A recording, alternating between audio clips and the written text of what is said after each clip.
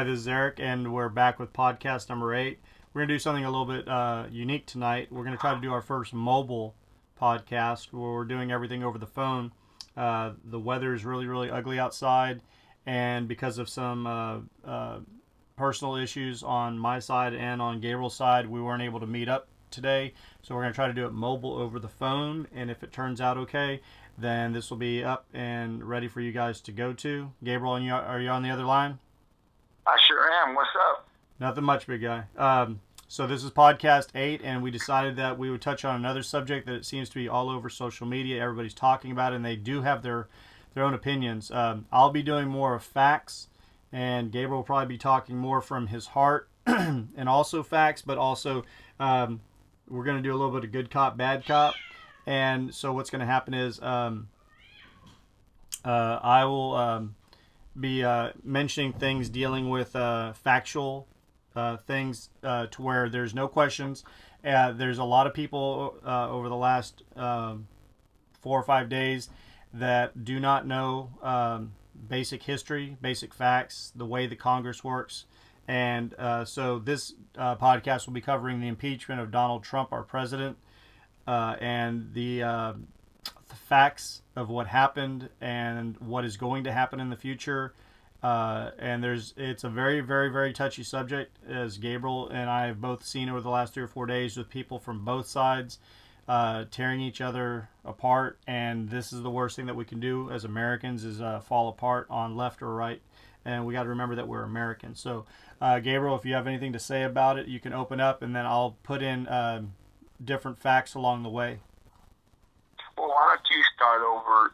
Let's get your view first on the impeachment. You're a history teacher, so let's just kind of let you start up, and then I can just kind of get in and Okay. and put my 2 cents in, because I kind of want to hear on because I know you're an educator, so I kind of want to hear, and you and I have talked a little bit about what you think and how you teach your children, the kids that you teach. So why don't you start off, and then just kind of let me jump in, when I feel it's appropriate for me to go ahead and put my 2 cents in. Okay.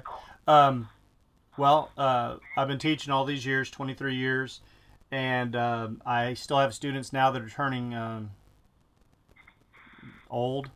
They're like 40 now or something. But the thing is, they still don't know which side am I. Am I a Republican? Am I independent? Am I Democrat? Some of them have thoughts and ideas, and they'll question me. So, you've got people that are old enough to have kids that I might be teaching now, and the kids I'm teaching now, they still don't know where I fall. And I learned that in college from a professor that he's all, if you want to be a good educator, you never show your bias. And there's some teachers that I've taught with that are definitely biased, and they let you know how they feel politically or religiously, and that's always been a no-no for me. That's no man's land. You don't go there. You don't ever try to. Those aren't your children. You take care of them.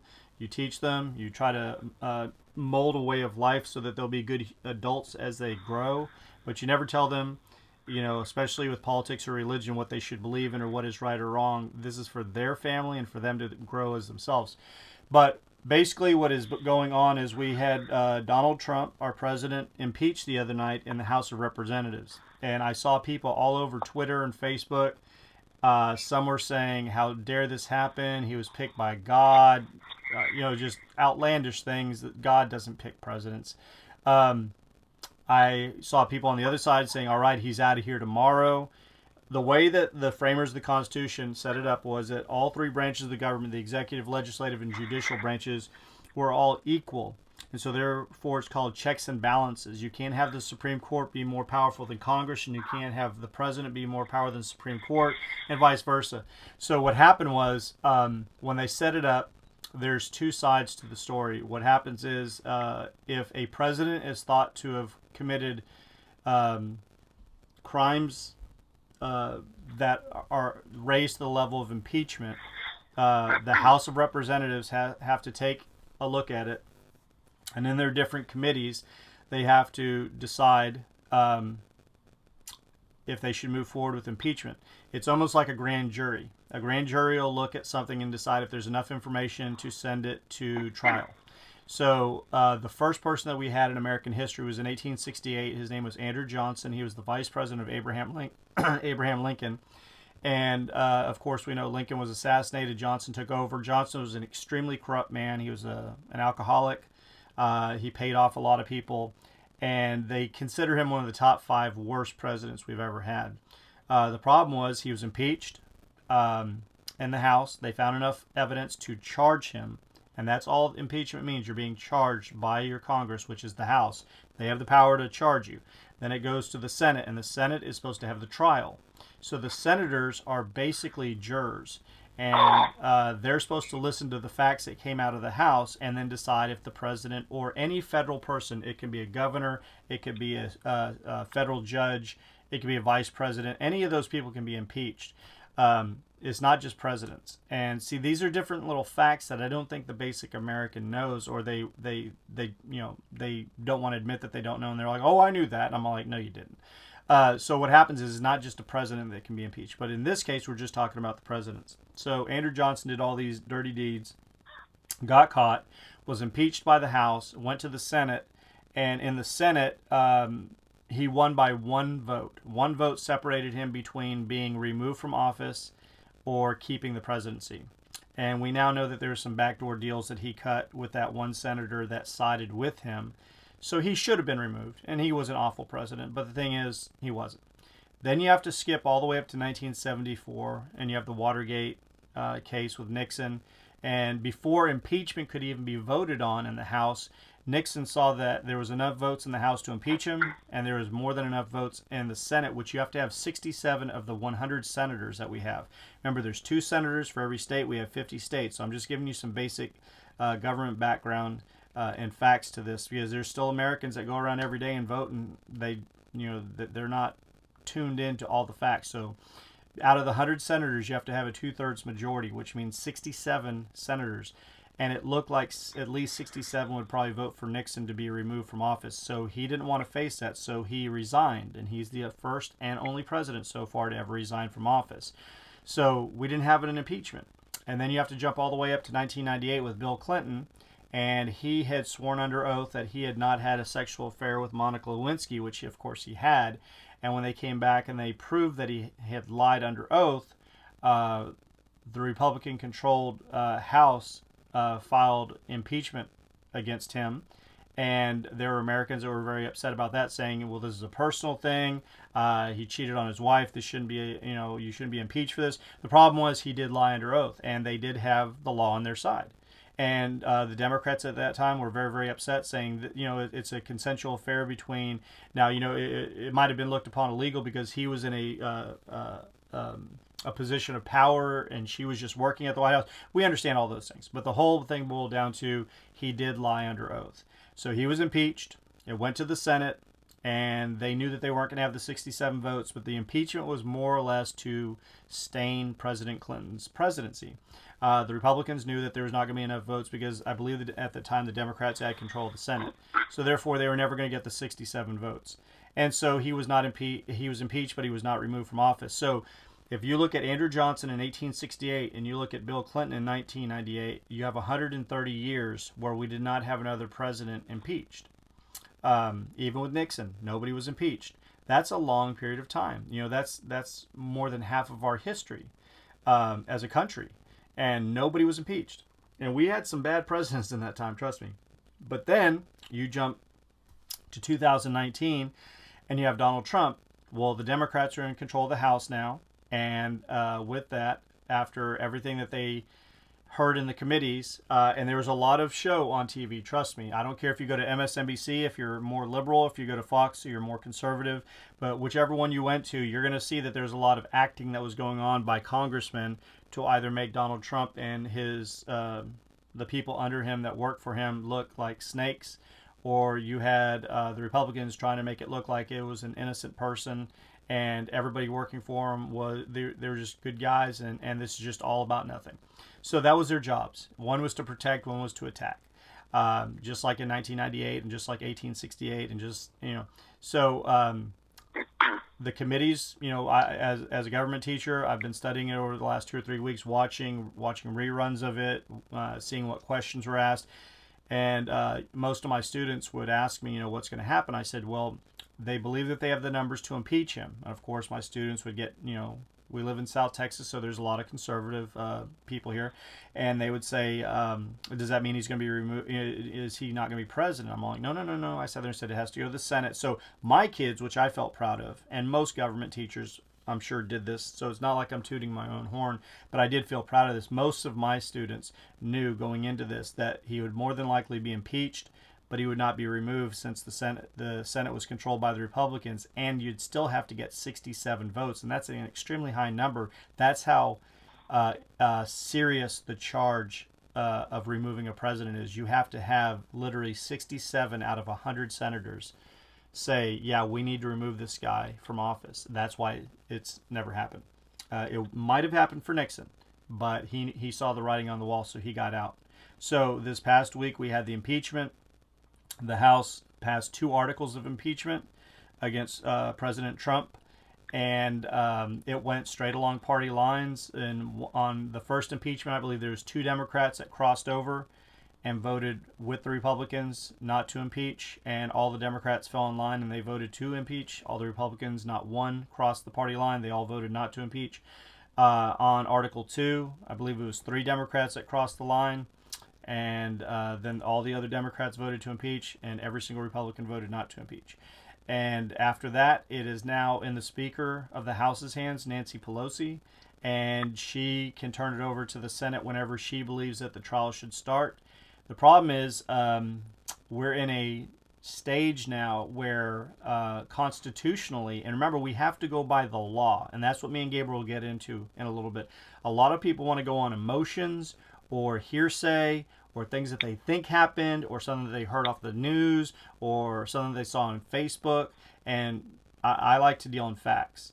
And the facts here are Nancy Pelosi can hold this impeachment as long as she wants. She could hold it almost all the way until the election in 2020, which could either really damage the Democratic candidate who will be running at that time, or if there's something else that they find out between now and then as they hold on to this, they can add to it possibly, and that would do more damage to President Trump. So it's a very tricky thing that's going on. The Republicans right now are asking for it because in a weird scenario, which I don't enjoy, I don't like, is that Mitch McConnell, the leader of the Senate, who happens to be a Republican, has already said he's going to work with the White House and the president, and that it'll be a quick vote and it'll just be thrown out of the Senate. The problem that Americans should have with this is the fact that that would be like a defendant going up for trial. And remember, you're supposed to be innocent until proven guilty, but the charges have been filed by the House. And now the Senate is supposed to be the jury in this. They're supposed to be trying him, and they'll have the final vote. If you have a jury go up to the defendant and say, don't worry about it, it doesn't matter what they bring up for facts, we're going to let you go. Most Americans would say that's not right. It doesn't matter what you think. They have to legally go through the process of listening to the court case, and whether they don't believe it or they do believe it, it should be based on the facts of the case. But we have split ourselves so divisively,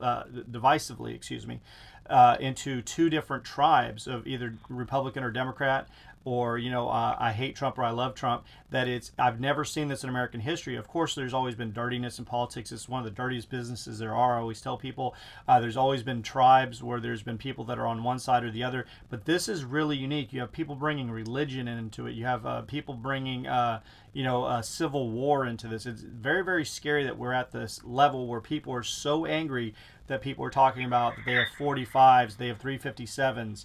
And that if anything happens to their president, and I'm just like, what is going on in America? So if you have the leader of the Senate who's supposed to be impartial, but he's a Republican and the president's Republican, and he's already said we're going to get him off, we're not going to vote fairly, as in listening to the facts, we're just going to rush it along, get it out of there. As a person who recespects the Constitution and any service member who's sworn allegiance to it to uphold the Constitution and fight for the Constitution, all the congressmen, it's kind of scary as an American, because even if they were going to do that, if they would have kept it to themselves, we might have figured as populists that they were going to do it, that they would side with their own Republican president. But it would be the same thing as people that are saying the Democrats in Congress were going after Trump simply because they were Democrats. Well, the same thing's happening here. So what happens is that's what I think is dividing us as a nation, is that people that are very, very pro-Trump are seeing it as they've thrown all these different words out, witch hunt and all this other stuff, that they're going after President Trump simply because they don't like him and he's a Republican. But then when you go to the Senate, you have Democrats saying, well, look, they're going to go ahead and let this guy go simply because he's a Republican. And that's where we've really come to now, where he has now officially been impeached. He's only the third president in American history out of 45 presidents. And I've seen a lot of things on Facebook and on Twitter where people are saying it doesn't matter, he's still your president and he's going to win and you better get ready for the next 5 years. And it's almost like people are celebrating on both sides to a certain degree, and I've tried to temper that a little bit by sending them messages saying we should not be happy at all. As a country, how we look to the rest of the world is that we have children running the country, screaming at each other, calling each other names. It's a sad situation, and I've tried to clear it up. Some people, even old students, they're adults now, they're in their 30s, and they don't want to hear it. And I try to explain to it as professionally as I possibly can and as nicely as I possibly can, just facts about, the impeachment and what looms forward. And I've told people this, now that the impeachment has gone through, whatever happens in the Senate will not matter. In 2020, I'm calling it here, and it's on the podcast. This will be the dirtiest, roughest, and I'm going to say the word deadliest presidential election ever. Literally. We've had other elections in the past where it's gotten dirty and they've said things about their wives. There are people that are saying now, if you try to take my president away, I will go shoot. Now, they might just be blowing hot air. But we do understand with all the mass shootings, there are crazy people out there. And if somebody thinks if President Trump's poll numbers go down or something, which he's never even hit 50%, he's been at a constant 40 to 42% approval rating. He's never gone up to 50% in his entire 3 years now. If you have somebody and they see that he might be losing and they go out and shoot somebody, or they shoot a group of people at a rally for somebody else that's running or something, I hope to God that doesn't happen. But just by the reactions to the impeachment, which literally mean nothing, it just means charges have been brought against you, and it'll go into the history books. He'll be the third president impeached. I mean, it'll be a stain on his president, just like Clinton and just like Andrew Johnson. But if he knows basically he's not going to be removed, he can continue on as president and he can run for re-election. And when you try to explain to people, don't get so heated, don't get so excited, because at the end of the day, if the Senate is going to not remove him, then he's still your president, and he's going to run in 2020. And the way the Democratic side looks right now with the people that they have running, he's probably going to win re-election. And if he wins re-election, you did get your extra 5 years. So why would you threaten somebody with a .357 Magnum? It just doesn't make sense. Anything, Gabriel? Well, I mean, like I said, I've been watching the impeachment like you, and to me, I think there's a lot of shouting, and I think one party just wants to beat the other party.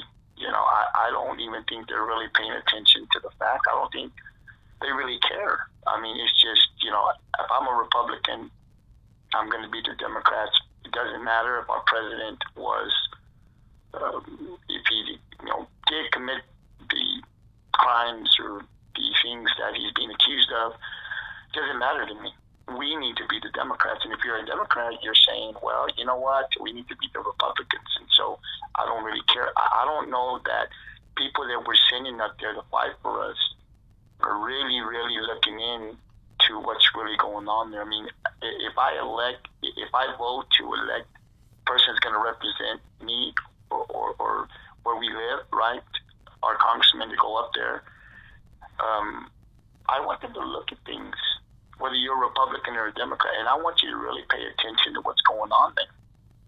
And it doesn't matter which party, you you represent. Right is right and wrong is wrong. And in these podcasts, Eric, you're always going to hear me say that because that's what I stand for. I see myself as an independent because in the years, I always look and I watch MSNBC, I watch Fox News, I watch CNN, I read a lot, especially as I've gotten older. And I look at things and I think I'm smart enough to, this is right, this is wrong. And there are times that I have, man, the Democrats are right here. And then there's other times, no, the Republicans are right here. But that's what we need to do. If we have a president, it doesn't matter if it's Trump, if it was Obama, if it was Clinton, it doesn't matter to me. If you've done something that you shouldn't have done, we need to hold those presidents accountable. It doesn't matter. And that's what I like to see as a person that I voted for, to go down there and do the right thing. If you don't get reelected, if I'm up there, if somebody reelects me, if I run for something and people put me up there, I'm going to do the right thing that I think is for the people, whether some people like it or not. Right is right, wrong is wrong. And if I get it wrong, I'm going to get it wrong, knowing I looked at everything, I did the best I could for the people that I represented, for the country that I love, right? And I just don't know if that's happening now. Well, go ahead. Well, with Trump being impeached, we didn't get all the facts. They wanted to go ahead and interview other people. They asked for stuff, and we didn't get that. And so I don't know how we can, I want everybody involved to come out. I want questions asked, and I want to hear answers so that I can determine myself. Not that my vote's going to matter one way or the other, right? But in this case, because I'm not up there, I'm not in the Senate, but I want to be able to say, you know what, I'm going to agree. I don't think he should be, or I think he should be. But it's really hard when you've got people and you're not going to come up, and I'm not going to let you, interview this person, and I'm not going to let this go. Well, then, to me, if you're innocent, you're going to do everything you can to prove that you're innocent. That's how I see a person. If I'm innocent, I'm going to get out there and I'm going to show you that I'm innocent. What do you need? I'm putting everybody up because I didn't do anything wrong. Okay? And when you don't do that, and when you look like you're hiding something or you're unwilling to cooperate, a lot of people, including myself, are going to come to the conclusion that, well, you know what? Maybe you did do something because I didn't get all the facts. And then we're coming out there and we're just, throwing a bunch of stuff out there, and we're just, this person's this, and this news, media is this, and that. I don't want to hear none of that. Prove your innocence. I know that you're innocent until proven guilty, right? But in this situation, as close as I paid attention, I believe something happened. Eric, that's just my belief. I believe that something happened, and I think there's still a lot more things out there that need to be discovered, will it go, that yes, he did do something, or no, it turns out that he didn't. I don't know. But right now, I would lean toward there is something, and I think that they got it right. I believe, and I'm talking I consider myself an independent. I don't consider myself a Democrat that always wants to be right, or a Republican that always wants to be right. But I believe in what was presented and the witnesses that were there. It is my belief that yes, something did occur, that the impeachment, that the House got it right, and then we're going to go up to the Senate now. And being up there, listening to what the majority, what the leader has already stated, I have an issue with that because that's not the way we're supposed to do things. Whether you're Republican or not, you got to listen to what the facts are, and then you've got to make a decision. And I'm just not pleased with the way any of that happened because, we've got to do right by the people, whether it be there are presidents that I have voted for in the past that did make it. And, whether I am a Trump supporter or not a Trump supporter, and I'm not a Trump, I didn't vote for Trump. But, I don't wish the man well. He's still the president of the country that I love, that I think is the best country. So, I've talked to people about this, and I tell them, I don't want him to fail. I may have not voted for him, and I may disagree with a lot of the stuff that he does. There are some things that he has done that I do agree with, but I didn't vote for him. I didn't think that he would be the best president for this country, but he won. And so you have to put that aside and say, you know what, I want him to do right, because if he succeeds we succeed. If he fails, we fail. And I love this country. And so, people need to look at it that way. And, my personal beliefs, things that I say, I would never publicly go out or on this podcast and because that's just not the way I'm made. But again, that's the way we need to be. We need to be adults. If something comes up and, somebody comes up and makes a complaint, it needs to be investigated. And those guys, Democrat, independents, and Republicans, they are there to make the right choice. They are there. They were voted in to look at the facts and make the right decision for what's in the best of this country, to hold up the Constitution. And I don't know that they're doing that. I don't know if that's happening. It seems to me, from what I am reading and I am listening to on a daily basis, it just seems like we're going to beat one over the other. And so, and I just think that's very, very dangerous. And it does split this country up. We've got so many people. I mean, I can have a debate with somebody and I can talk, like I said before, I didn't support Trump, but I can have a debate with anybody that is a Trump supporter because I respect what they say. I'm not, in my mind, it's got to be my way. I'm right. No, listen, man. And I would argue, we have this, debate right now on our podcast, and I would welcome anybody, some of our subscribers, or anybody that listens to this, because we can get this through mobile now. Anybody that disagrees with what we're saying, you're more than welcome to get a hold of us, leave a comment, subscribe, whatever. We have a Twitter page, and you're more than welcome to come on and hear your point, and you would be respected in this podcast because we go by facts. I do voice my opinion respectfully, as do you, and we welcome anybody on the other side as well. Because I can have, Eric, a debate with anybody. I mean, it's got to be my way. You got to have an open mind. And if somebody's in there, and you talk to me, and there's something like this, hey, man, I don't have a problem with listening to it. I want somebody else to be able to come on the other side and say, hey, you know what, this is what's happening. Because facts are facts, and my belief is to put the facts out there, and we're going to get to the truth. And so based on what has occurred, what I have heard, and what was presented, and I still think there's a lot of stuff that's still going to come out. But from what I heard, I would agree and think that the House got it right. The impeachment is correct. And now we're going to go up to the Senate. Now, whether we'll get that, fair trial or will they actually pay attention, I don't know. It doesn't seem like it will. And I think we're going to be up for a battle. But we've got to hold people accountable. As citizens, if I break the law, you've got to hold me accountable. I can't break the law.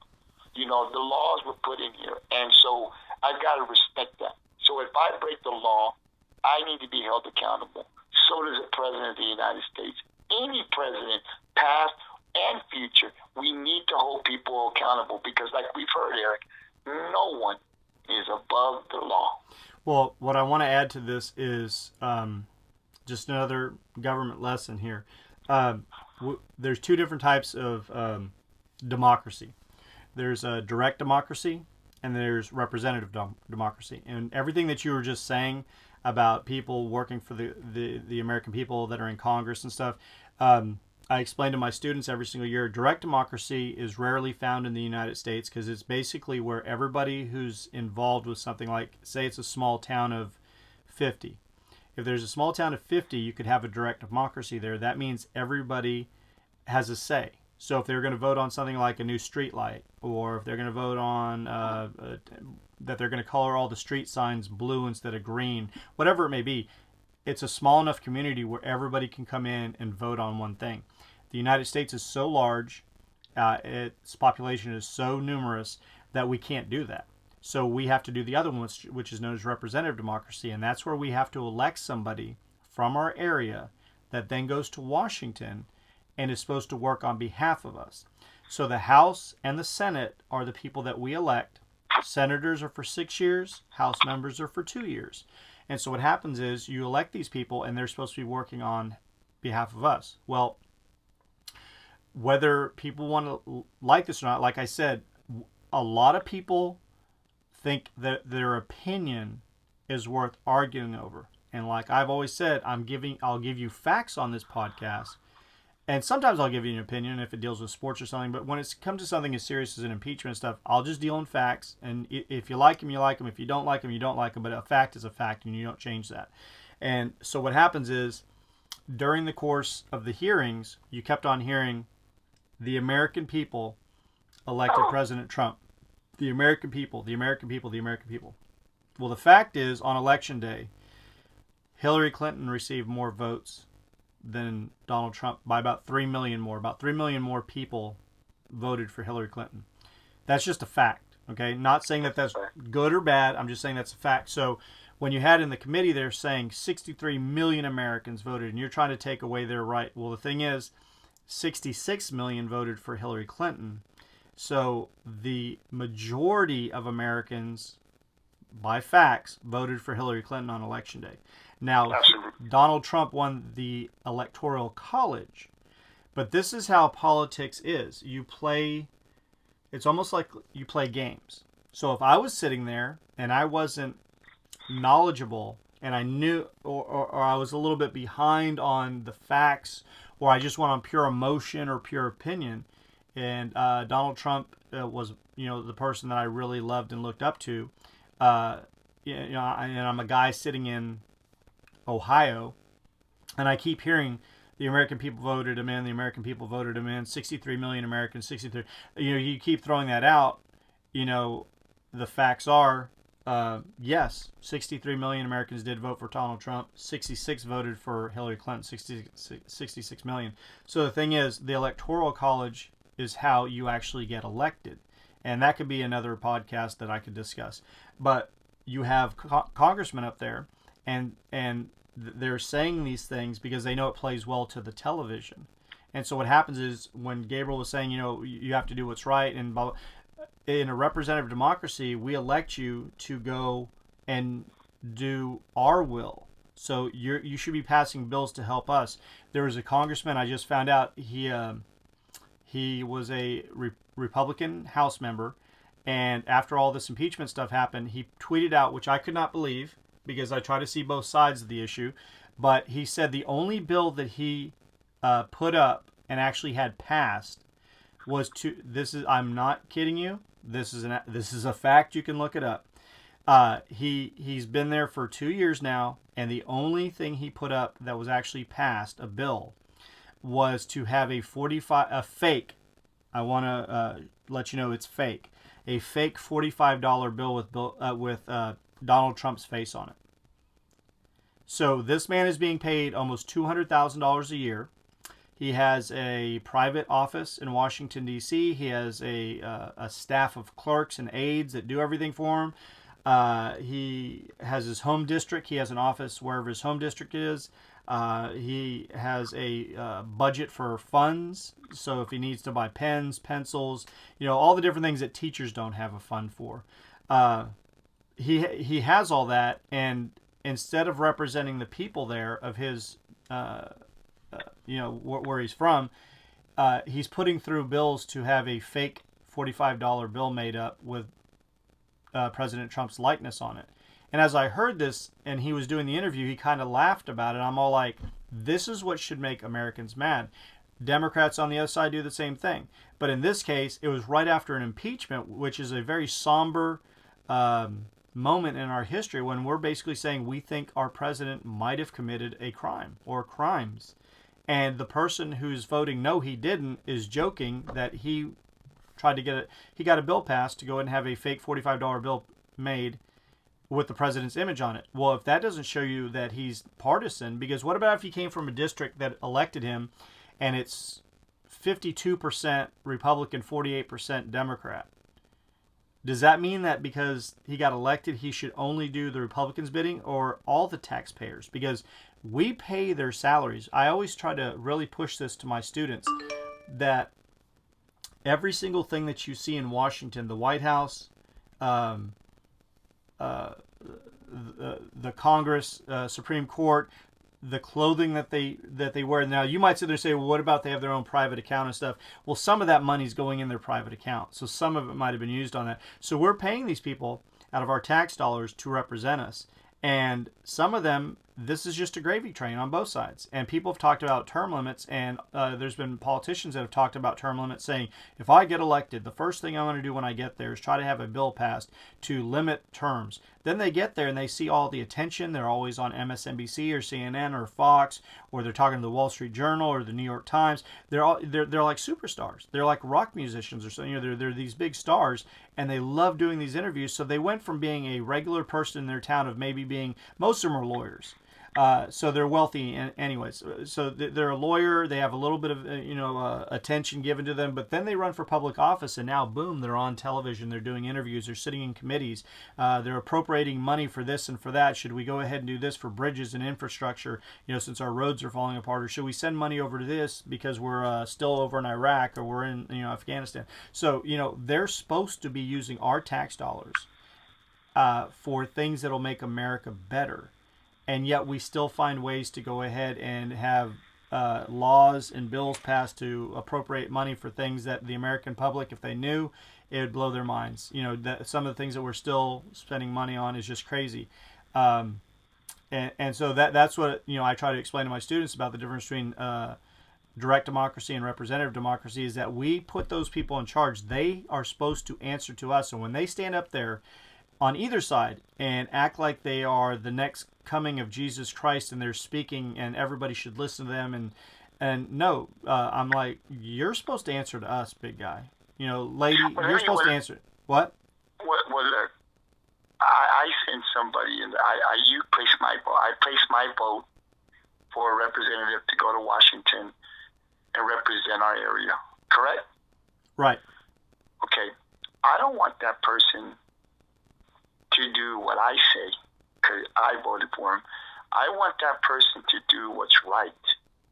In that person getting my vote, I listen to what he says. I believe in what he says. And, he's got to represent this area and do, once again, the right thing. But not the wrong thing, the right thing. But here's the argument. Here's the argument. What is the right thing? Who decides it's right? Because what you might feel is right is not what his political party might feel is right. So it doesn't matter about the political. That's what I'm telling you. And that's why when you saw during the impeachment, Democrats voted one way, no questions asked, basically. Republicans voted. So that's not representative. That means we're doing what we think is right, not necessarily what you think. When I say what's right is meaning if I were to run for Congress, for anything, right?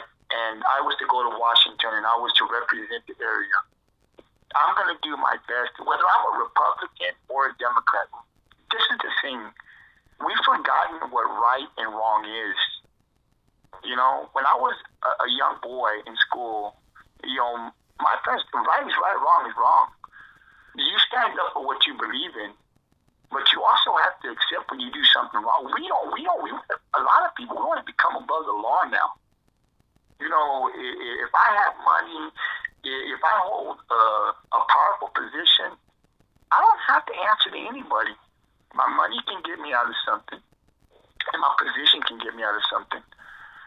I don't care if I have $50 billion. If I break the law, I should be held accountable like somebody that has $10 in their bank account. And that's what's wrong with us. It doesn't matter if you're a Democrat or a Republican or what. If you say me up there, I'm going to represent the people that voted me here. I'm going to pay attention to what's going on. And it doesn't matter what is right and what is wrong is wrong. You listen. If the impeachment, if I'm up there and if I'm up there and I was voting, I wouldn't care about my party. If I was a Democrat and I thought that Trump shouldn't be impeached, I'm going to vote that way. The people that voted me because they trust me and they know that I'm going to do the right thing. What I believe is the right thing. What I think honestly should be done. I'm not going to go and impeach any president because that's the way my party is going. If I was a Republican and I thought that Trump did something wrong, you know what? I'm going to go ahead and impeach him. That is the right. That is what I'm up there for. I'm up there. I'm holding. But Gabriel, what you're speaking about doesn't exist in Washington. And that's why we have the problems that we have year after year. And that's why we get it wrong year after year. Because we don't do it that way. But we do it other ways. And that's why we're going to continue to have the problems that we have. The most amazing thing that you'll find out, and like I said, I like dealing in facts, is that Congress usually has a very, very low approval rating. Which means that if you go and ask the average American, do you think Congress is doing a good job? Doesn't matter if they're Republican or Democrat. They'll say no. I mean, it was down in like the teens a while back, like 12%, 13%, which is like nobody trusts them. But, and this is the little asterisk that goes next to it, it's never their representative. So what happens is when re-election comes up, 9 times out of 10, the person who's running for re-election wins. So it makes absolutely no sense that like 2 out of 10 people have faith in our Congress. That's I mean, low.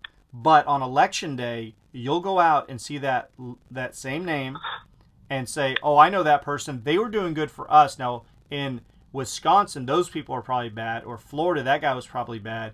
Or in Michigan, that guy was bad. But our guy's good. And they vote him in.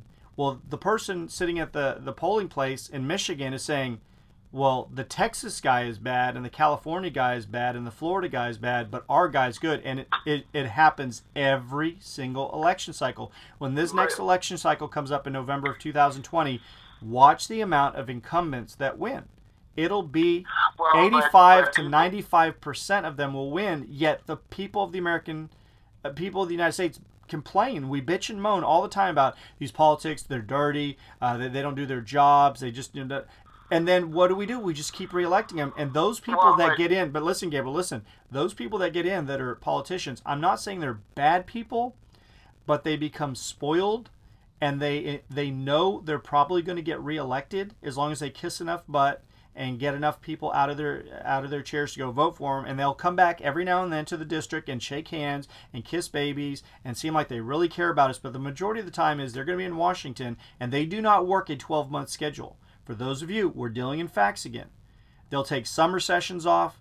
They take the holiday session over Christmas and New Year's off, where they'll take off like a full month. So don't think that they're working 7 days a week for us with our tax dollars.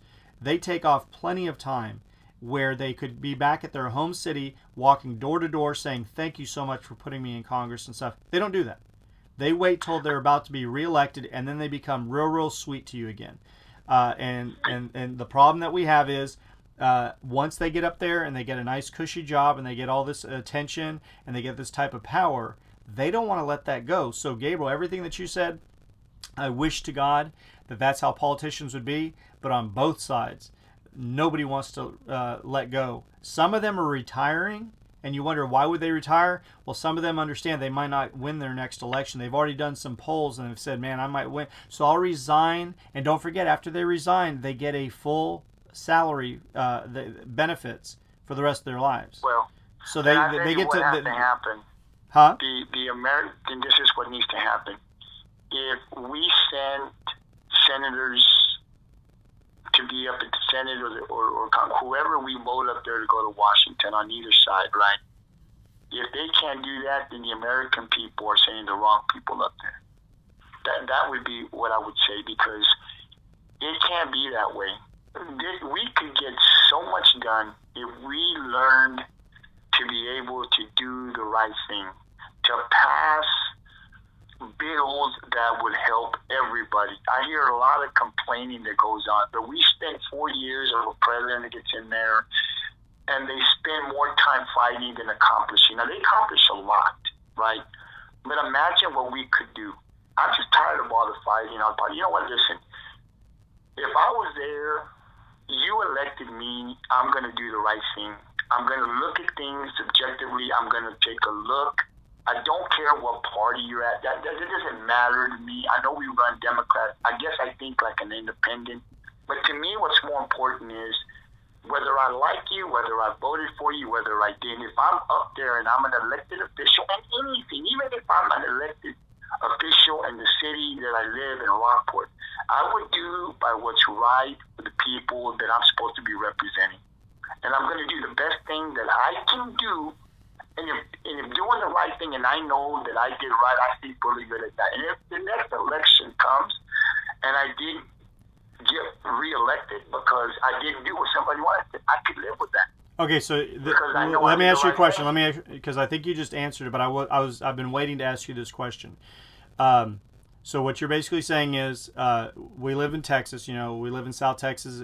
It's a very red state. It hasn't gone Democrat since, heck, I don't know, maybe 76. I'm not sure. Maybe 1976. Not sure.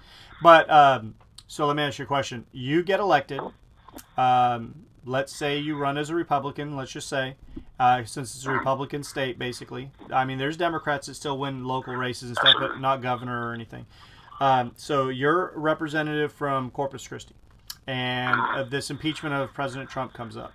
Now, you've talked to members of the Democratic Party, members of your Republican Party, and behind closed doors, you think maybe something did happen. And so you're going to go into this committee with an open mind. But you don't really tell your Republican colleagues this because some of them are very, very, pro-President Trump, and you don't want to offend them. So, you kind of keep it close to your chest, but you're saying, hey, I want to hear what's going to happen. So you come back to Corpus. And the people here in the Corpus area with Rockport, Aransas, Ingleside, Port A and stuff, 9 out of 10 people that you talk to say, we don't want you to vote for impeachment. And so the majority of the people that you're representing say, don't vote for impeachment. We love President Trump. Don't do this, don't do this, don't do this. Are you saying that if you went and then you listened to the committees and you heard what was in the transcript and you decided on your own, I do think he overstepped the boundaries of his power or whatever, would you vote for impeachment as Gabriel? Would you vote for it, or would you sit there and say, it's not possible that I can vote for it because my constituents who elect me said not to? Well, as I said earlier at this podcast, you need to do the right thing. I would impeach if I thought truly, I looked at the facts, I paid close attention, and if I thought that in this case, the Democrats were able to prove that with all the evidence that they were able to get, if I truly believed that he did do the things and was going to get impeached for most articles that he did, if I thought that yes, he did do something wrong, I would vote for impeachment. And if that cost me the re-election, I could live with that. Because as I stated earlier, when I vote somebody in, when you take my vote, I want you to do the right thing. I don't want you to do what I tell you to do. I want you to do what's right. I'm voting for the president. I'm voting for the sheriff of Aransas County. I'm voting for the mayor of Aransas County. I'm voting for a congressman. I'm voting for you to get up there and do the right thing. When that person does the right thing, they're representing me and my vote, not what I think. As I stated earlier, I didn't vote for Trump, but he is the president of the United States, and we're past that. You didn't vote for him. He became the president of the United States. We need to pay attention. I don't go up there and just, I listen. I don't listen to other people. I watch the news. I read. I try to educate myself. You and I have a lot of conversations. I'm not going to want a president to get impeached if I think that he's innocent, but just because I don't like you, or I'm a Democrat and I hate the Republicans, that's not fair to that president. If you're going to impeach him, you need to impeach him based on facts that were presented. And that will tell you if he did something wrong or not. If you're a Republican, and I know it's hard to go after president, I know that you want to get reelected, but it's also about you being able to live with yourself and doing the right thing. The people that elected you up there to do the right thing, to pay attention to what's going on. So if I was a Republican up there and the facts were there, then by all means I couldn't defend somebody that I knew in my heart, or I thought, no way, man. He did it. Everything that's been proven here tells me that he did obstruct justice, or whatever the case is, and we need to hold people accountable. And we need to be able to do that. All of those people are up there in those positions getting paid high money. High money is because you're being elected. I'll tell you, Eric, as you well know, you can't hold that position if the American people don't elect you. And we try to buy people if we have money, or if I'm going to vote for you, or if I'm going to go ahead and fund your campaign, you've got to vote my way. Well, you know what? That's not going to happen. And so if that's what you're telling me, then you know what? I don't need the money. Because what we need to do what's in the best interest of the country. And we need to hold everybody accountable. And I think over the years, many years, we've forgotten that. There are people in this world that think that they're above the law, that they don't need to be held accountable. That if you drink and drive and you know somebody in position, that I can get off. And that sends a bad message to that person, to the younger people when they see that, or when they start to understand that.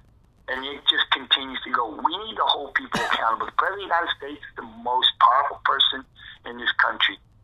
But you have to follow the laws like everybody else. It doesn't matter if you're a Democrat president or Republican. And if you decide to do something and you break a law, or you do something that wasn't right, then we need to hold that president accountable. Well, and those people that we represent up there are the ones that do it. And if you don't do it right, then we've got an issue. I wanted to explain to the listeners two different examples within the last, I'd say, 24 or 48 hours of both sides playing the card that I was telling you about, how you go by strict party lines and you try to drum up sympathy to get people to follow your point of view. Right. And you're going to see this all throughout 2020 when we get closer to the election. The Democrats that voted for the impeachment of President Trump, they're gonna, when they're running for their re-elections, use that in their commercials, saying, "And I stood for the Constitution. I might not have been liked by some Americans, but the Constitution." And the Republicans will sit on the other side saying, "Our president was legally elected, and they tried to take him away, but I made sure I was in the way, and he didn't get removed from office because I love my president, I love my country." They're both going to play the thing, and it's pulling on your heartstrings, and it's emotional. But the thing is, the two things that happened this past week, one from each side, to show you how they play with emotions and stuff, and how this is kind of it's a game, kind of, is that there was a guy running for president on the Democratic side, and I was listening to what he had to say during the debate. I believe it was last night. And he said, "We're in the most trying time in American history." And I was like, that's fear-mongering. That's scaring people, because last time I checked, the Civil War was probably the most trying time. That's when we splintered as a country, where the other half of the country left to form a new country. The Great Depression, where people are starving to death on the streets. Slavery, the end of slavery in the Jim Crow law era. Segregation.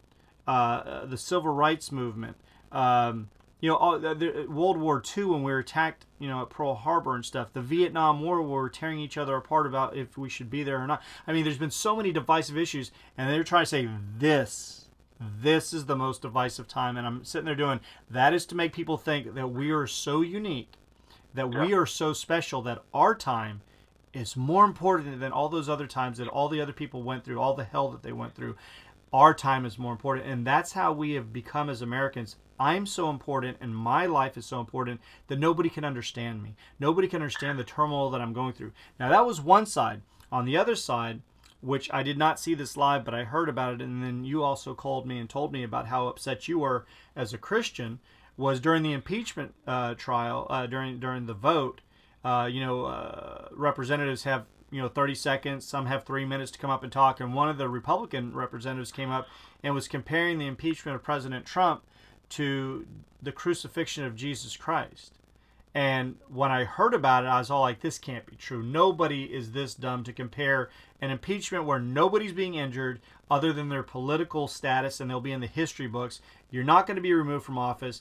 But that's not, he didn't really believe that this was like the crucifixion of Jesus Christ. He didn't believe that. No true Christian would ever say that over something and compare these two things. Nobody would. But it's on TV.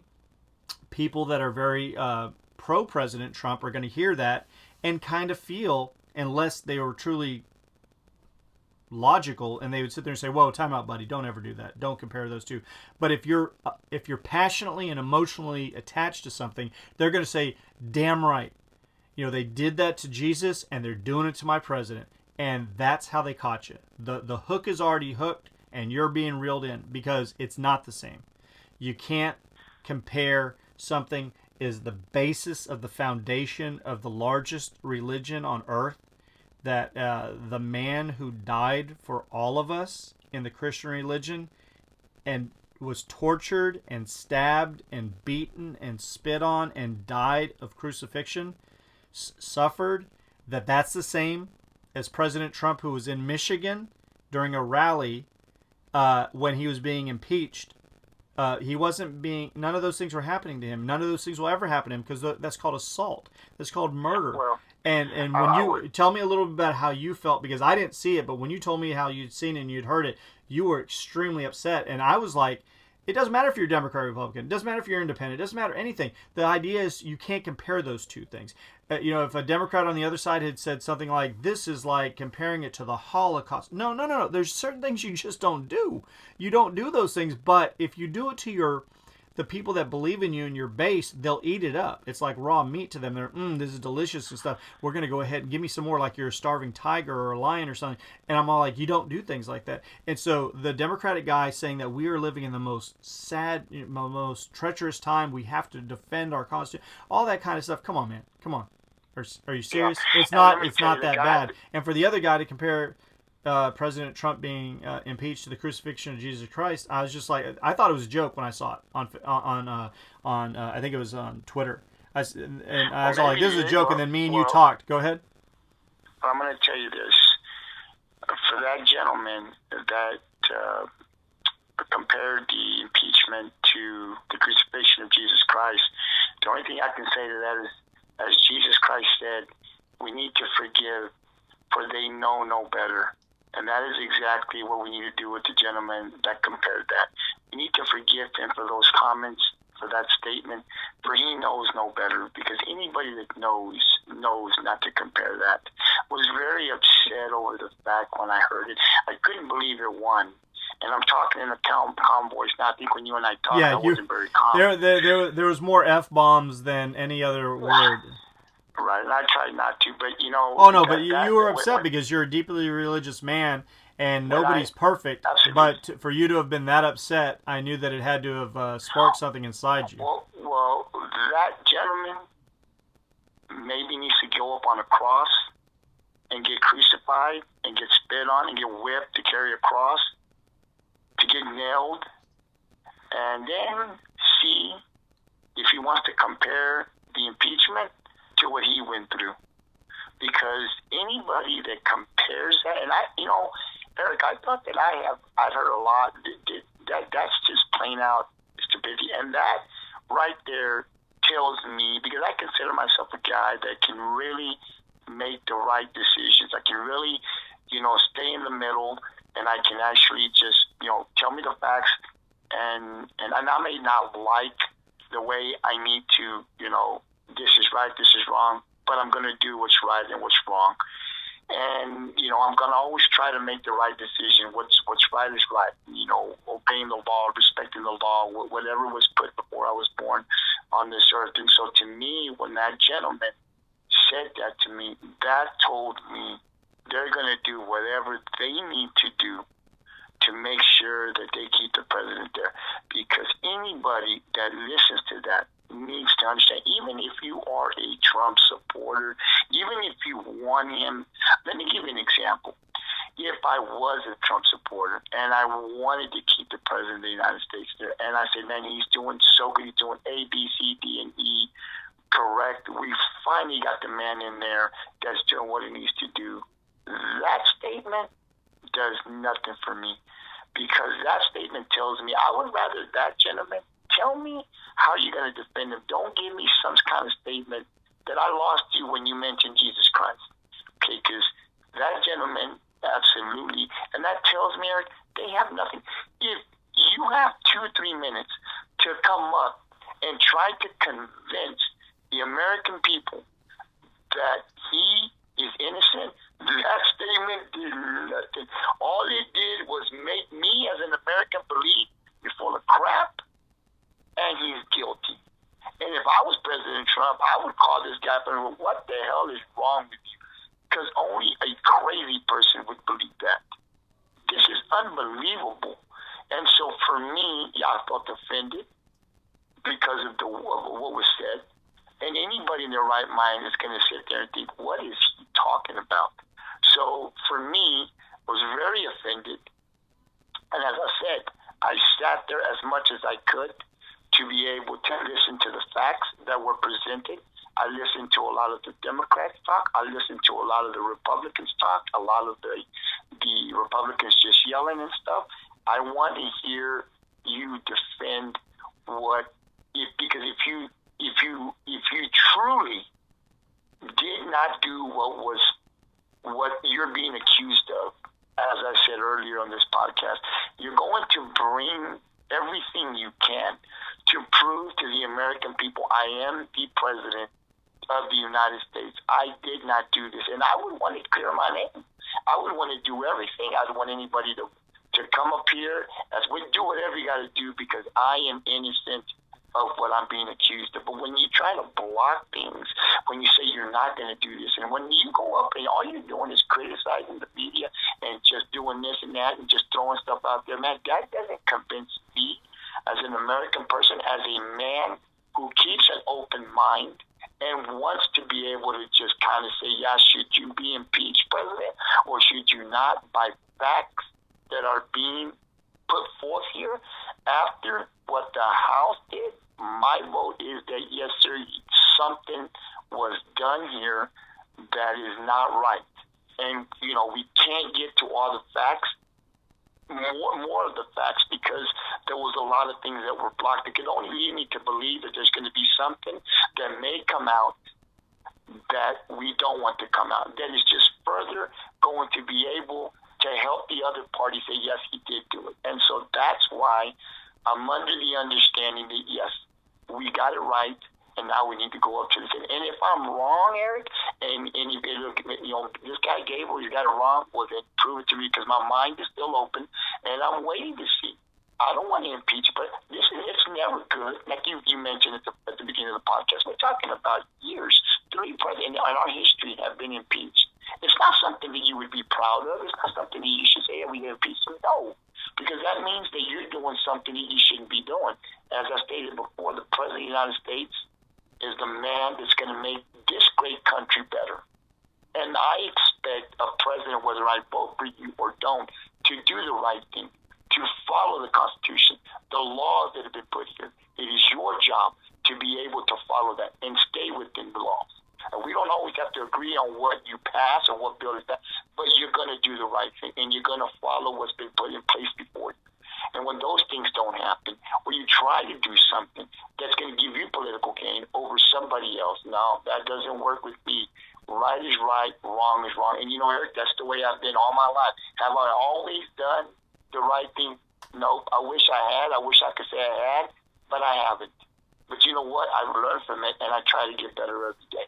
And so what I'm saying to the people, especially an elected official, whether you're in the local or you're up in Washington or whatever the case may be, we've got to start doing things the right way. Things have got to be done the right way. It's what's expected of you. And if you go down and you want to go ahead, and if you know in your heart that, hey, you know what?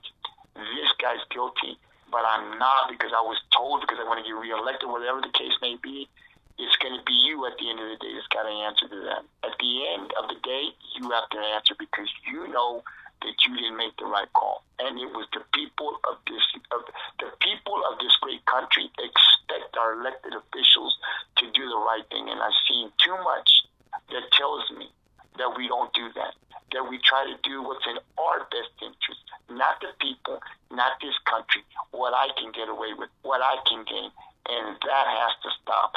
And if we have elected officials in every area that do stuff like that, America, we need to wake up. We've got the wrong person there, and we've got to do the right thing. And that's basically the main thing, Eric, is that we as Americans, as people of this great country, we want people in there that are not going to do the right thing. I believe there's a lot of us, not all of us, there's a lot of us. We need to wake up. We need to do the right thing. In everything that we do, we need to do the right thing. If we break the law from anybody in any race, you break the law, you need to be held accountable. No one is above the law. And I think that the House got it right, Eric. And I would hope that the Senate, when we get up there, will do the right thing. I know it's a difficult thing to want to get reelected. I know that we want to do all that. We want to play politics. This is not time to do it. This is a serious thing. If this president did do something that was wrong, we need to get to the bottom of it. And the impeachment and holding them accountable is very important. And let me just state this. I wouldn't want somebody to get impeached if I thought that he was innocent. That is not the right thing to do. But based on what was presented, that I saw, that I read, that I stay up till 3, 4 o'clock in the morning watching the news, trying to get, because it's important to me to try when I'm at work and I come back and I want to listen and try to get as much information as I can so that I can decide for myself, did he really do it? Did he not do it? And everything that I came to leads me to the conclusion that yes, something happened. He's not as innocent from what was presented, and so I think that the House did get it right. To close out the podcast, our first mobile podcast, and hopefully we'll hear back from everyone with comments about what we did talk about, and also if they didn't mind the mobile podcast. You know, if it's not as clear sounding to you guys, make sure that you comment, and we will try to make sure that we do it the old-fashioned way every single time. If it sounds like it's okay for you guys, that Gabriel comes through nice and clear to where you guys can hear him audibly, then we can do this more often, and we won't have to be trapped on having to be in the same room. With technology, there's so many things that we can do. But to close out the podcast, I just wanted to say that the two things that run politics, no matter what they say about loving America, loving the Constitution, power and money are the two things that drive politics. It's always driven politics, and it will continue to drive politics. And the American people can sit there forever and say, we're going to change it, we're going to do something different. As we become lazier as a group in the United States, we allow things to change more and more, and we don't step up and we don't fight for what we believe should be right, we're going to slowly lose more and more power as a republic, where we have a say in things, and we'll just kind of be like a bunch of sheep following. What I wonder. Let me just. Yes, go ahead. Go ahead. Well, no, I just wanted to say. Go ahead. Finish up. Well, I just wanted to end in. If you don't think that we're heading that way with the people that are representing us, think we went from George Washington all the way to Andrew Johnson, and he was so dirty, he was so corrupt that all the presidents before him, even if they should have been impeached, it was hard for people to find the ability to do that due to the fact that they just thought it has to be something extremely serious. So we went all those years with nothing. And then we went from 1868 to 1974 before the next one almost was impeached with Nixon. So that's about 110 years almost. And he resigned, like we said at the beginning of the podcast. But now we've had two in the last 20 years. So we've moved from never having one to having one to almost having another one 110 years later. 110 years to now we've had two in 20 years. So if you don't think that makes it for the people in Congress feel like, well, if we can get this guy, because when President Obama was in office, there was several different times that people talked about that he should be impeached for different things. When President Bush was in, they talked about it a little bit too. Clinton had just been impeached. So I think that the Congress understands you can't impeach every single time that a new president is in, because it would start looking bad.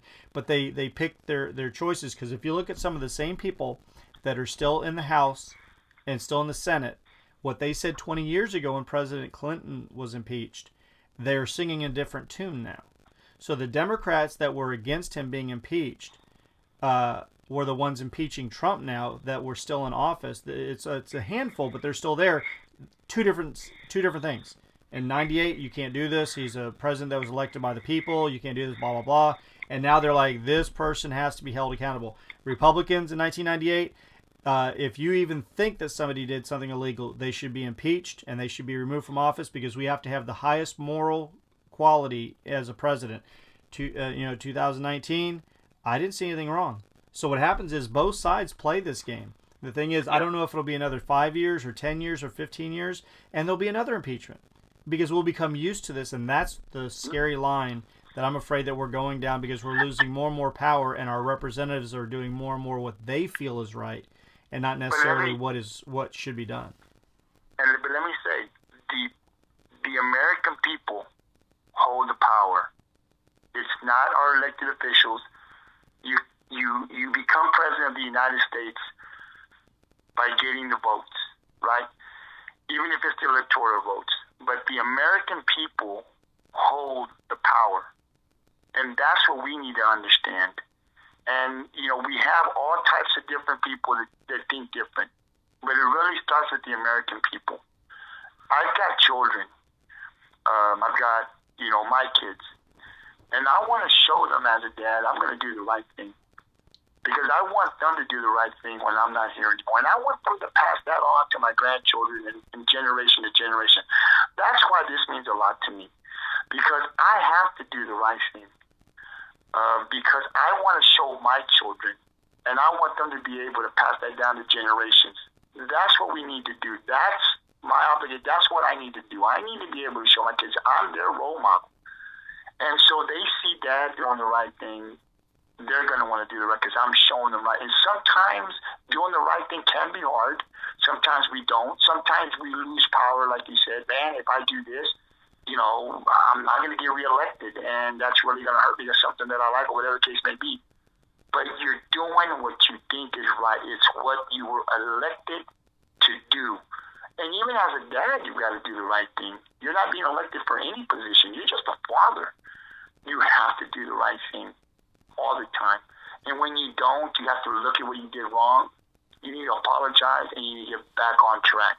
Because people look up to you as a dad, as an elected official, and you want to do what's right. You want to be able to sit there and you want to be able to really look at the best. An impeachment to anybody is a serious matter, whether you like that guy or whether you don't like that person, right? And so you have to get it right. I couldn't go up there as an elected official and say, I don't like Trump. I don't like the way he talks. And I could give you on another podcast, there are many of things that I don't like that I've heard this president of the United States say.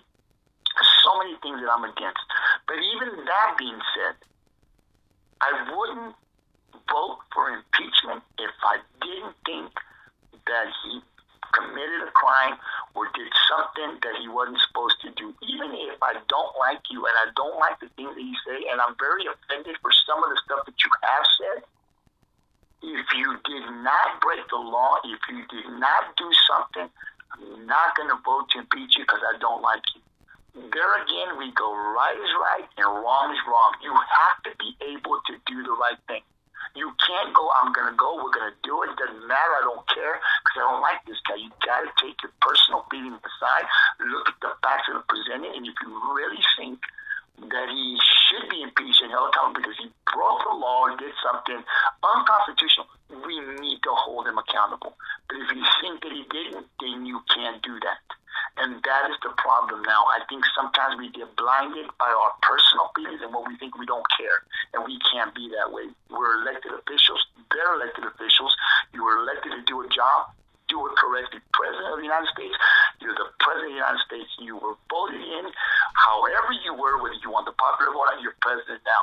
And you're expected, and the American people expect you to do right by this country. And when you don't, we've got to hold you accountable. And that is what we need to do. I would ask also that if you listen to this podcast, we got some subscribers, and we got other people who just listen. If you agree or disagree, comment. If you disagree with what we're saying, you you want to come on and you want to be able to state facts or you want to state opinions, we welcome you in to comment. We can probably get you online on the phone. Hopefully this thing works. And we'll give you the respect and we'll give you the chance to go on the other side. Anything that you disagree, we keep everything clean here. But you're more than welcome. Anybody's more welcome to comment. You can comment. We can debate it. And you can even call in if you want on one of our podcasts. And you can come on and we welcome you and we want to hear your side, whether you're for the impeachment or you're against the impeachment. Either way, you'll get respect on this podcast, but we're willing to listen if somebody wants to call in and debate it, or if you just want to comment, we'll respond to your comments. Well, but, as I said, Eric, we've got to go with right is right, wrong is wrong. Well, people, that's going to wrap up podcast number 8. It's stormy outside, it's ugly, and we're getting closer to the Christmas holidays, so we might even set up a Christmas podcast to send out to people so that if they're on a long drive or they're visiting family and they're boring and you just have to get away, you can always go and find our podcast and listen to it in the other room and you don't have to deal with family. But we're hoping everybody has a great, wonderful season, a Merry Christmas, and you are safe out there. We hope that you enjoy this podcast. We tried to touch on a lot of different subjects dealing with the impeachment. And like how we said, share it, comment. Let's get the word out there. This is a very big. The last podcast dealt with racism. We had a lot of comments. We had a lot of new subscribers. And dealing with something like this is a very emotional subject, and we don't want to hurt anybody's feelings or anger anybody.